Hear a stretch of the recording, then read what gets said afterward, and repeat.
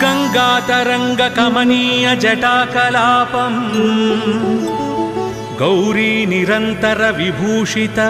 वामभागं नारायण प्रियमनंग मदापहारं वाराणसीपुरपतिं भज विश्वनाथं वाचामगोचरमनेक गुणस्वरूपं वागीश विष्णुसुरसेवित पादपीठं वामेन विग्रहवरेण कळत्रवन्तं वाराणसीपुरपतिं भज विश्वनाथं भूताधिपं भुजगभूषण भूषितांगं व्याघ्राजिनांबरधरं जटिलं त्रिनेत्रं पाशांकुशाभयवरप्रद शूलपाणिं वाराणसीपुरपतिं भज विश्वनाथं सीतां सुशोभित किरीट विराजमानं भालेक्षणानल विशोषित पंचबाणं नागाधिपारचित भासुर कर्णपूरं वाराणसीपुरपतिं भज विश्वनाथं पंचाननं दुरितमत्तमतङ्गजानां नागान्तकं दनुजपुङ्गवपन्नगानां दावानलं मरणशोकजराटवीनां वाराणसीपुरपतिं भज विश्वनाथं तेजोमयं सगुणनिर्गुणमद्वितीयं आनन्दकन्दमपराजितमप्रमेयं नागात्मकं सकलनिष्कळमात्मरूपं वाराणसीपुरपतिं भज विश्वनाथं आशां विहाय परिहृत्य परस्य निन्दां पापे रतिं च सुनिवार्य मनस्समाधौ आदाय हृत्कमलमज्जगतं परेशं वाराणसीपुरपतिं भज विश्वनाथं रागादिदोषरहितस्वजनानुरागं वैराग्यशान्तिनिलयं गिरिजासहायं माधुर्यधैर्यसुभगं गरलाभिरामं वाराणसीपुरपतिं भज विश्वनाथं वाराणसीपुरपते स्तवनं शिवस्य व्यासोक्तमष्टकमिदं पठिता मनुष्या विद्यां श्रियं विपुलसौख्यमनन्तकीर्तिं सम्प्राप्य देहविलये लभते च मोक्षम् विश्वनाथाष्टकमिदं यः पठेत् शिवसन्निधौ शिवलोकमवाप्नोति शिवेन सह मोदते।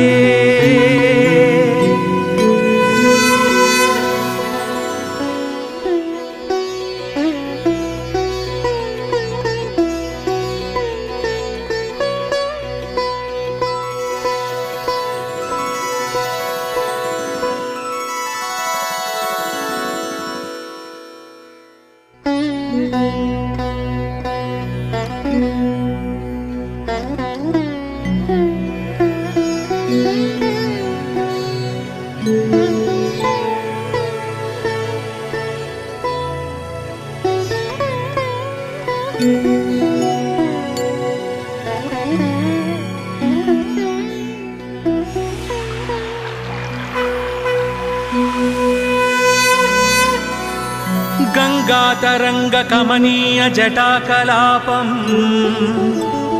गौरी निरन्तर विभूषित वामभागम् नारायण प्रियमनङ्ग मदापहारम् वाराणसीपुरपतिं भज विश्वनाथम्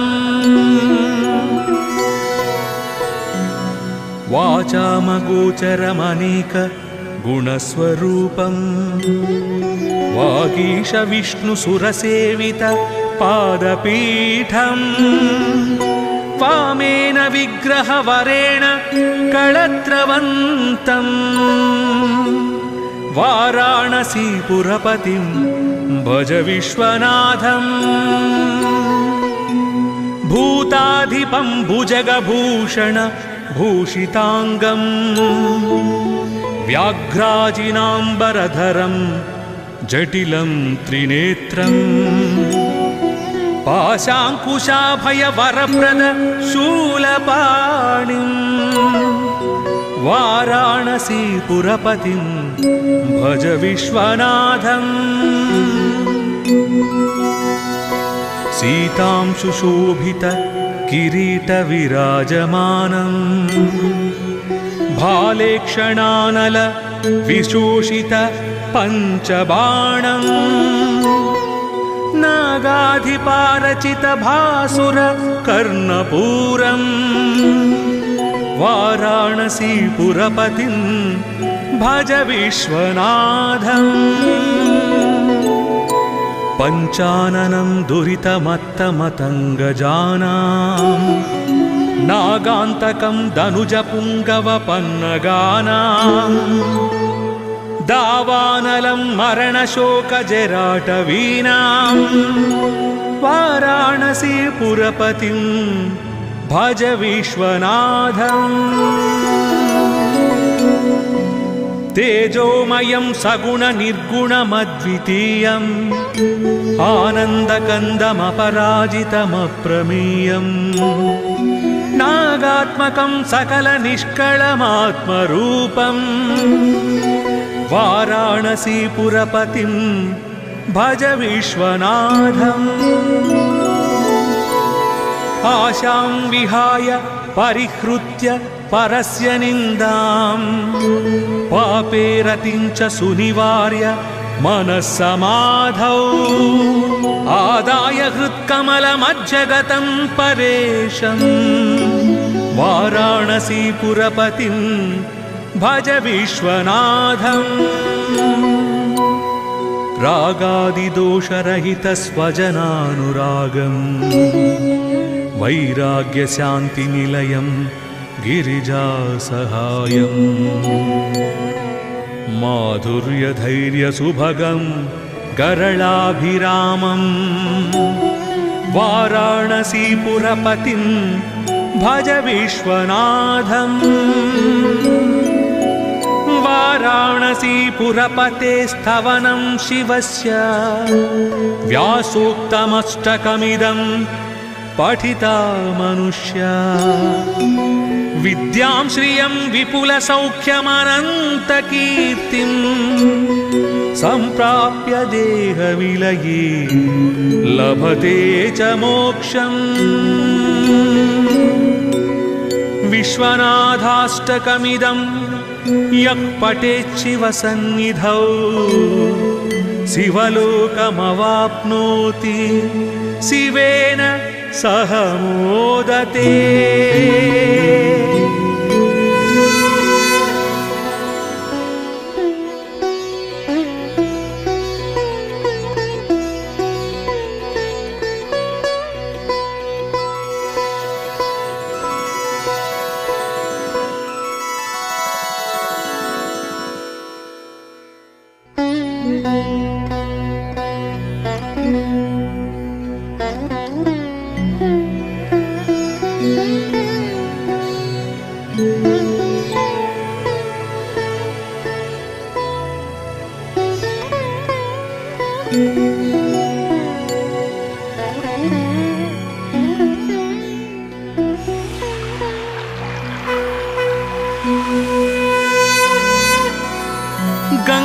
गङ्गातरङ्गकमनीय जटाकलापम् गौरी निरन्तर विभूषित वामभागम् नारायण प्रियमनङ्ग मदापहारम् वाराणसीपुरपतिं भज विश्वनाथम्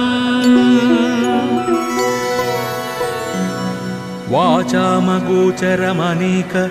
गुणस्वरूपम् वागीश विष्णुसुरसेवित पादपीठम् वामेन विग्रहवरेण कळत्रवन्तम् वाराणसीपुरपतिं भज विश्वनाथम्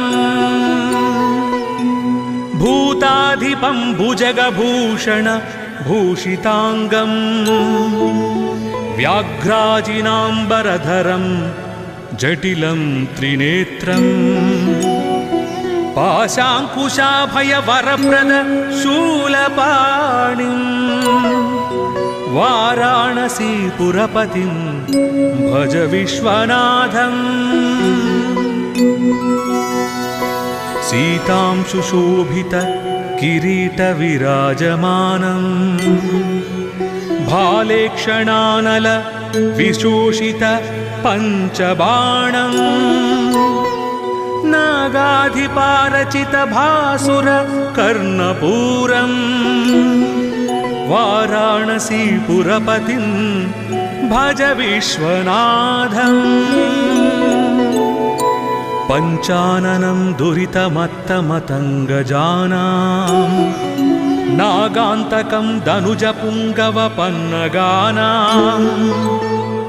दावानलं मरणशोकजराटवीनां वाराणसीपुरपतिं भज विश्वनाथम् तेजोमयं सगुणनिर्गुणमद्वितीयम् आनन्दकन्दमपराजितमप्रमेयम् नागात्मकं सकलनिष्कळमात्मरूपम् वाराणसीपुरपतिं भज विश्वनाथम्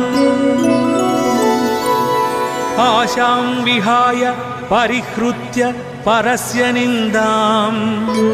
पापे रतिं च सुनिवार्य मनस्समाधौ आदाय हृत्कमलमज्जगतं परेशम् वाराणसीपुरपतिं भज विश्वनाथम् रागादिदोषरहितस्वजनानुरागम्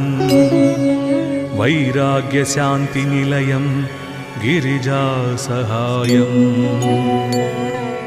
माधुर्यधैर्यसुभगं गरलाभिरामम् वाराणसीपुरपतिं भज विश्वनाथम् वाराणसीपुरपते स्तवनं शिवस्य व्यासोक्तमष्टकमिदं पठिता मनुष्या विद्यां श्रियं विपुलसौख्यमनन्तकीर्तिं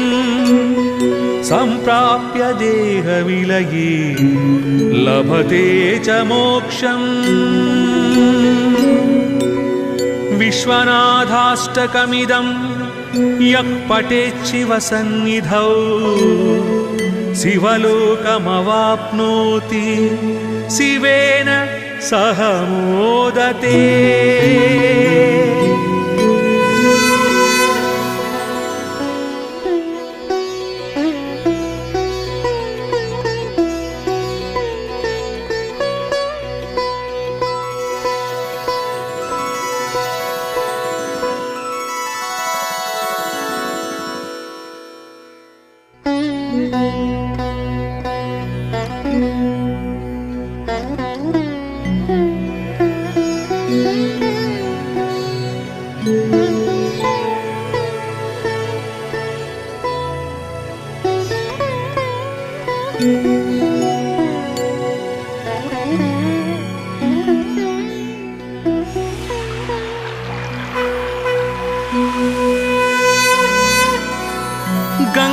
गङ्गातरङ्गकमनीय जटाकलापम् गौरी निरन्तर विभूषित वामभागम् नारायण प्रियमनङ्ग मदापहारम् वाराणसीपुरपतिं भज विश्वनाथम्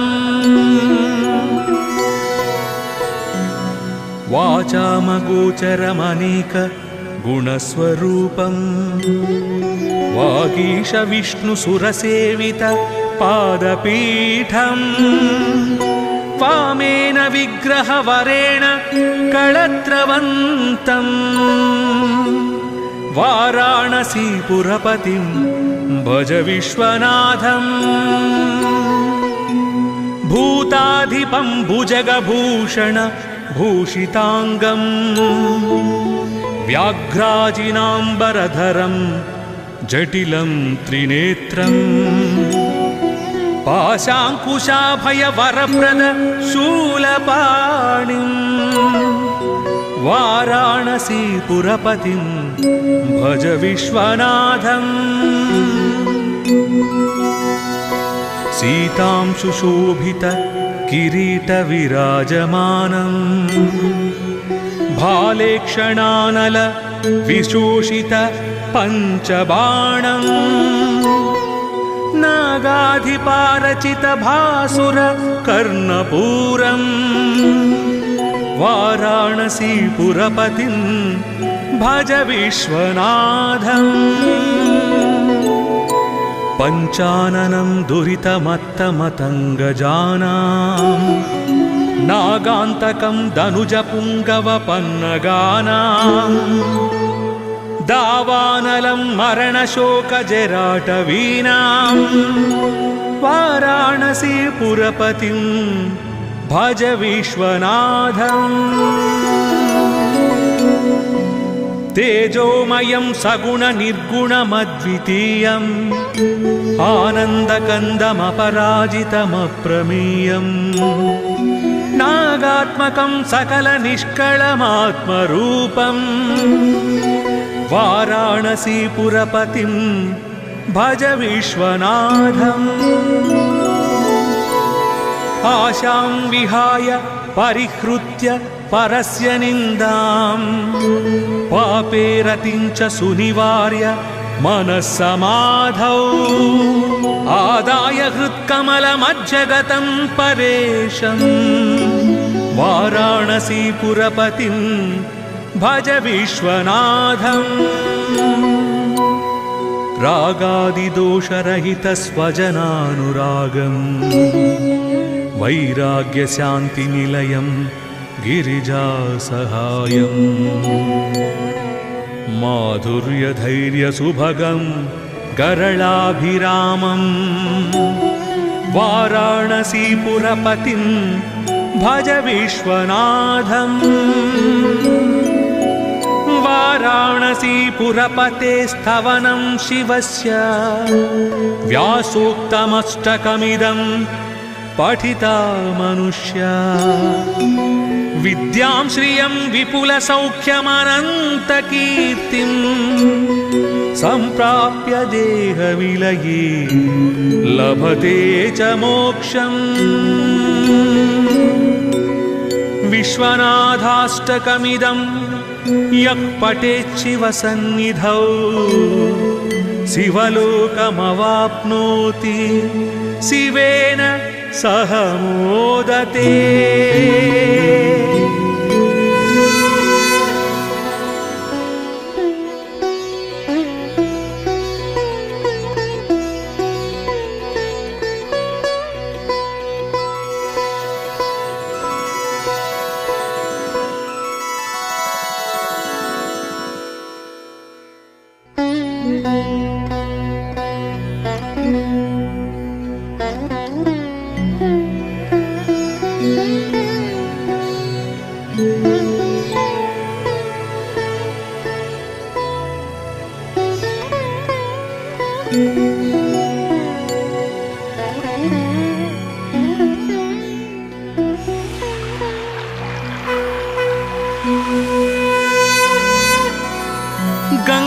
गङ्गातरङ्गकमनीय जटाकलापम्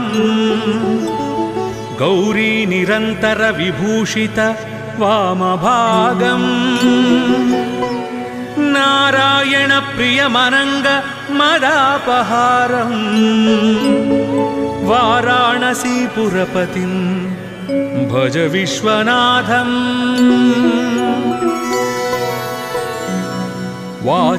वाचामगोचरमनेक गुणस्वरूपम् वागीश विष्णुसुरसेवित पादपीठम् वामेन विग्रहवरेण कळत्रवन्तम् वाराणसीपुरपतिं भज विश्वनाथम् भूताधिपं भुजगभूषण भूषिताङ्गम् व्याघ्राजिनाम्बरधरं जटिलं त्रिनेत्रम् पाशाङ्कुशाभयवरप्रद शूलपाणिम् वाराणसीपुरपतिं भज विश्वनाथम् सीतां सुशोभित किरीटविराजमानम् भालेक्षणानल विशोषित पञ्चबाणम् नागाधिपारचित भासुर कर्णपूरम् वाराणसीपुरपतिं भज विश्वनाथम् पञ्चाननं दुरितमत्तमतङ्गजानां नागान्तकं दनुजपुङ्गवपन्नगानां दावानलं मरणशोकजराटवीनां वाराणसीपुरपतिं भज विश्वनाथम् तेजोमयं सगुणनिर्गुणमद्वितीयम् आनन्दकन्दमपराजितमप्रमेयम् नागात्मकं सकलनिष्कळमात्मरूपम् वाराणसीपुरपतिं भज विश्वनाथम् आशां विहाय परिहृत्य परस्य निन्दाम् पापे रतिं च सुनिवार्य मनस्समाधौ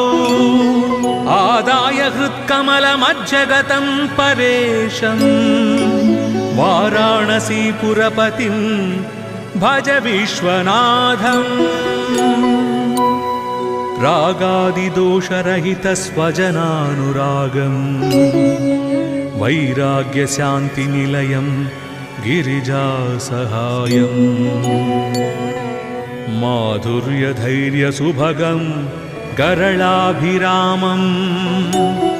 वाराणसीपुरपतिं भज विश्वनाथम् वाराणसीपुरपते स्तवनं शिवस्य व्यासोक्तमष्टकमिदं पठिता मनुष्या विद्यां श्रियं विपुलसौख्यमनन्तकीर्तिं सम्प्राप्य देहविलये लभते च मोक्षम् विश्वनाथाष्टकमिदं यः पठेत् शिवसन्निधौ शिवलोकमवाप्नोति शिवेन सह मोदते।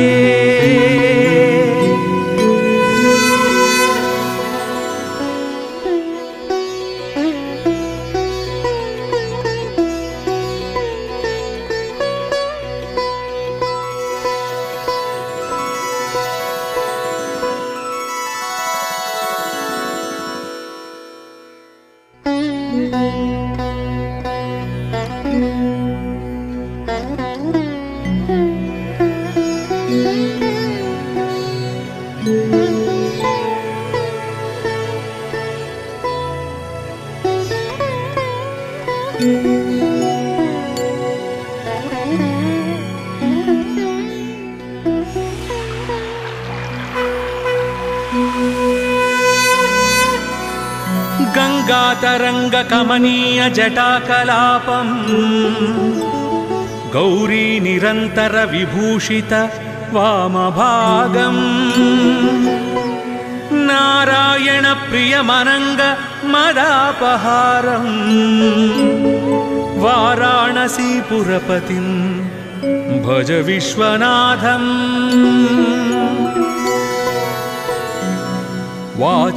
वाचामगोचरमनेक गुणस्वरूपम् वागीश विष्णुसुरसेवित पादपीठम् वामेन विग्रहवरेण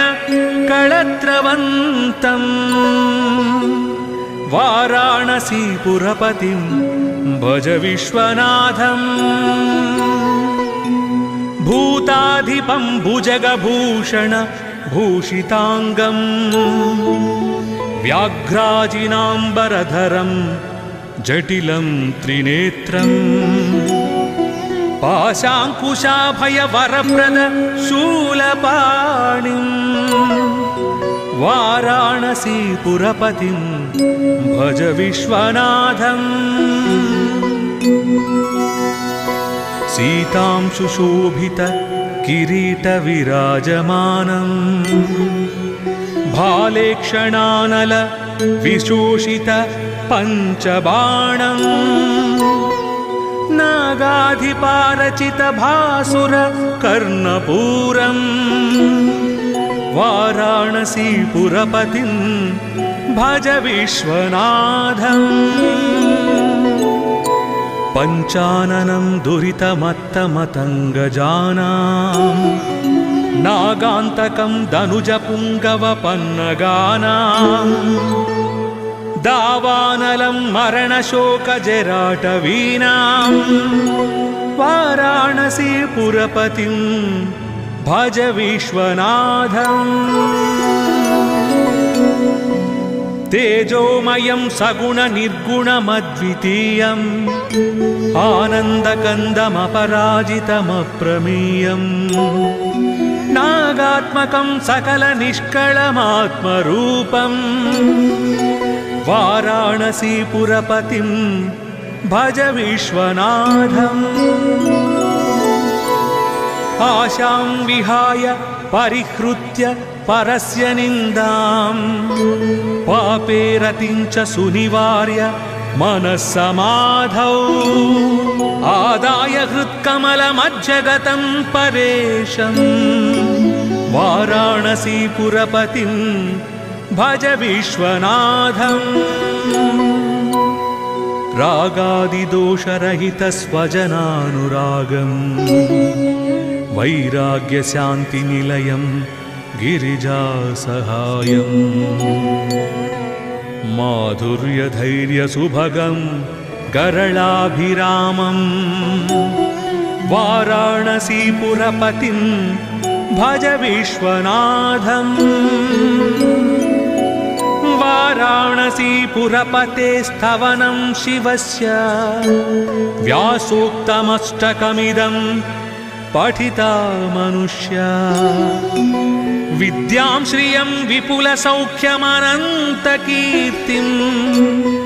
सम्प्राप्य देहविलये लभते च मोक्षम्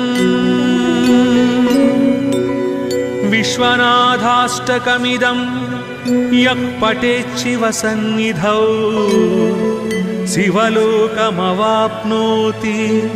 शिवेन सह मोदते।